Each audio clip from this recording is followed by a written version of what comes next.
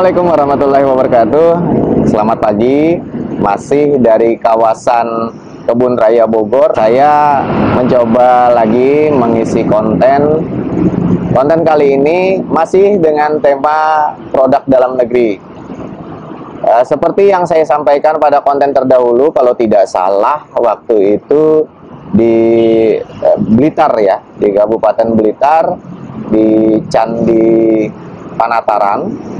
Saya sempat menyebutkan bahwa jenis-jenis TKDN itu ada beberapa.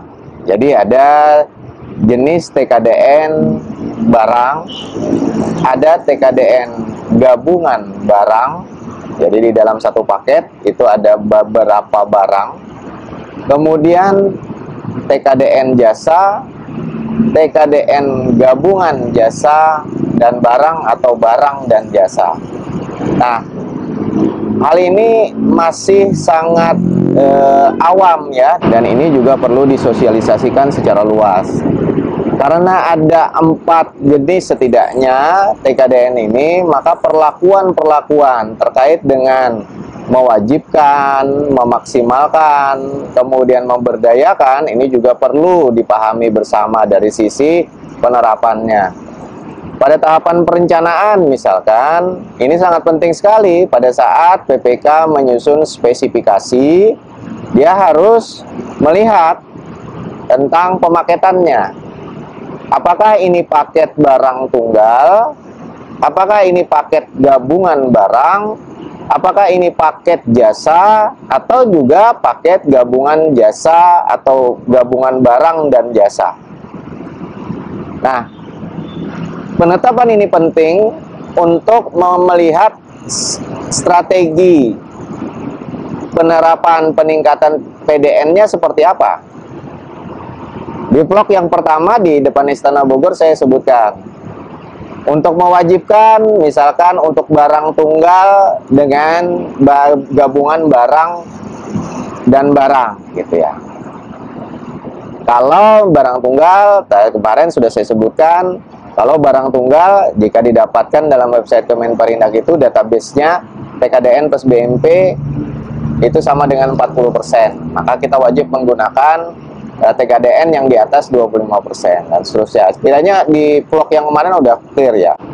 Nah, kemudian pemaketan ini juga ada ketentuannya di dalam Permenperin ya, Peraturan Menteri Perindustrian nomor 2. Di situ dijelaskan bahwa pemaketan khususnya menggabungkan antara barang dengan barang yang menimbulkan kewajiban penggunaan produk dalam negeri itu harus memenuhi syarat. Syaratnya adalah pertama, barang tersebut dalam satu komoditas atau satu grup komoditas, satu kelompok komoditas yang sama. Tentang komoditas ini nanti akan saya bahas khusus juga, mudah-mudahan ada waktu dan kesempatan saya berangkat kemana saya akan jelaskan lagi bagaimana cara menggunakan KBKI, klasifikasi baku komoditas Indonesia. Nah, jadi dia harus dalam satu komoditas yang sama.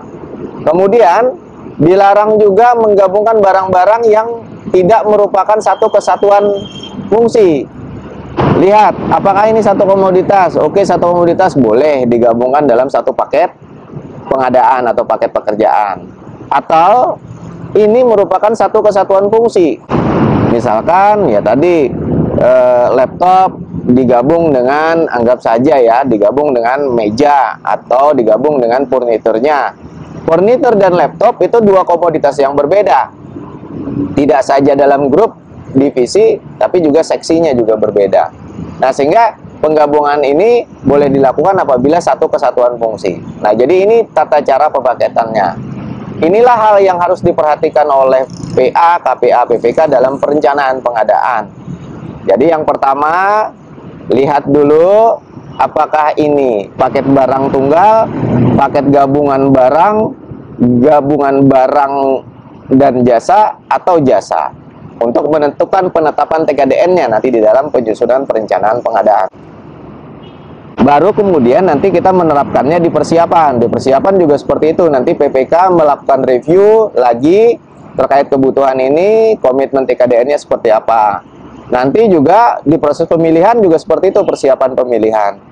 Dalam beberapa kesempatan kelas saya selalu bagikan tuh Excel bagaimana caranya PA, KPA, PPK di perencanaan pengadaan mengidentifikasi kandungan PKDN yang menjadi penanda bahwa apakah ini PDN atau tidak. Mudah-mudahan sedikit clue ini bisa menjadi trigger buat kawan-kawan semua, buat kita semua untuk lebih memperdalam bagaimana sih sebenarnya kewajiban atau penggunaan atau peningkatan penggunaan produk dalam negeri ini di dalam pengadaan barang jasa. Saya Samsul Ramli dari kawasan Kebun Raya Bogor mengucapkan salam sehat. Wassalamualaikum warahmatullahi wabarakatuh. Salam pengadaan.